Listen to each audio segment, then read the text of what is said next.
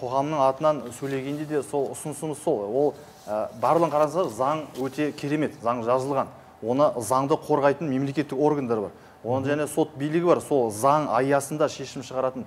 Бірақ сол кезінде 56%-ды ұлттық банк қабылдағанда да, қазірде мүмкін өзгертетін. Сол кезде қоғамның пікірі сұралды ма, сұралған жоқ па? Бұл айтқанда ол бөлек әңгіме. Өйткені біз соңғы жылдарда көтеріп жүрген мәселелер, ол жер мәселесі бойынша, ол қаланы жарықтандырайық, алкар маркетті жояйық дейді, осы проблема. Оның барлығында біздің қоғамдық бірлестік ретінде сұрайтынымыз, ол қоғамдық тыңдауларды өткізу. Яғни мына жерде біз құрылыс салатын болсақ, мектепте сол халықтың, немесе сол көшенің халқынан сұрайық, бұл керек пе, керек емес пе?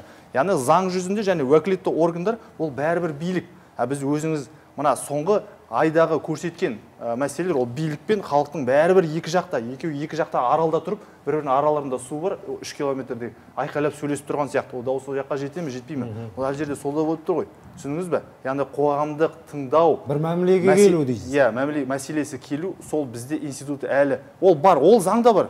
Заңда оқысаңыз, ол да керемет. Бірақ іске асып жатқан жоқ. Бірақ оны сол уәкілетті орган жиналыс жасайтын, бізді халықты шақыра ма, шақырмай ма? Біз барғанда да бізді тыңдай ма, тыңдамай ма? Және де ең басы мен айтатын, кез келген проблеманың түбі бар, және ол проблеманы айту үшін бір маман, сарапшы, мамандар керек.